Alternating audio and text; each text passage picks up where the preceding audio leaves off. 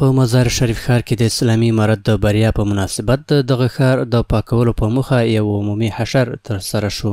د بلخ ولایت مرستیال والي په دې ډول پروګرامونو کې د خلکو پراخ ګډون د دین، وطن او خپل ښار سره د ژمنتیا نښه وبلله او د دې ډول ګډو اقداماتو پر دوام یې ټینګار وکړ.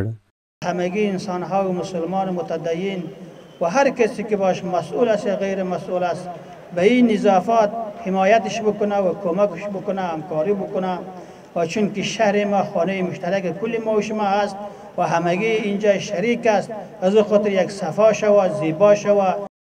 همدارنګه د مزار شریف ښاروال د عمومي حشر د اهمیت په اړه وویل چې د ښار پاکوالی د ټولو ښاریانو ګډ مسؤلیت دی او موږ هغه وخت یو سالم، منظم او د ژوند کولو وړ چاپیریال برابرولی شو چې هر وګړی د ښار د پاکوالي پر وړاندې ځان مسئول وبولي. شهرم خانه ما و شما است. در شهر باید ما و شما توجه داشته باشیم، کوشش بکنیم برادرای محترم تنها به شهروالی یا شهرداری شهر مزار شریف جور نمیشه تا که همکاری شما مردم نباشه. شهروالی تقریبا نه امی که پرسنل داره، نه امی که امکانات داره، نه امی که وسایل داره. ما تقاضای ما امی است، ارزوی ما امی است که شما هر وقت که شهروالی همکار بودی بعد از اون انشالله همکار هستی.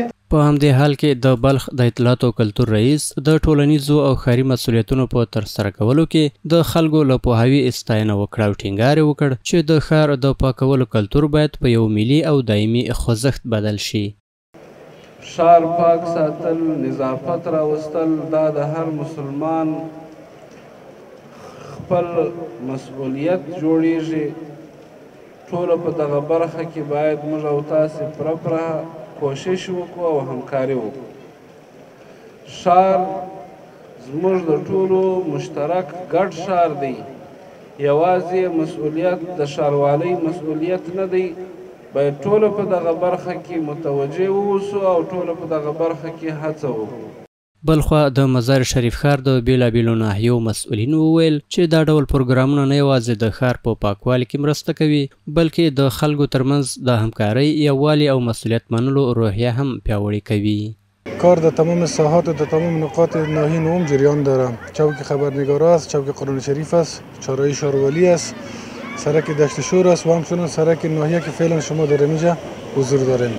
ما که از چوک فردوسی شروع تا ختم ناحیه ده، همچنان سرک القوی هم شروع تا ختم ناحیه دو ده که است تا اونجا را که است الحمدلله تصمیم داریم پاککاری بکنیم. ورته مهال هغه کسان چې په یاد عمومي حشر کې فعاله ونډه اخیستې له ټولو خلکو څخه غواړي چې د یو پاک او سالم چاپیریال په رامنځته کولو کې خپل مهم رول ولوبوي. پیام ما می است که باید همه شهروندای ما و شما باید کوشش بکنن که شهر ما خانه ما، باید ما و شما کوشش ما می باشه که شهر خود را پاک نگه داریم. ما از تمام شهروندان به خصوص ساحات آمریت ناحیه ششم خواهشمندیم که در حفظ و مراقبت جویچه ها و سرک ها و سرسبزی با ما همکاری کنند. یاد دې وي چې د مزار شریف ښار د پاکولو کمپاین د امارتي ادارو له لوري د ښاري کلتور د لا پیاوړتیا او د زمري له 24مې نیټې چې د اسلامي امارت د بریا ورځ ده د هرکلي په موخه ترسره شوی دی. استقلال هیوادوالو مبارک، استقلال جهاد پالو مبارک، څه عظیم افتخار دی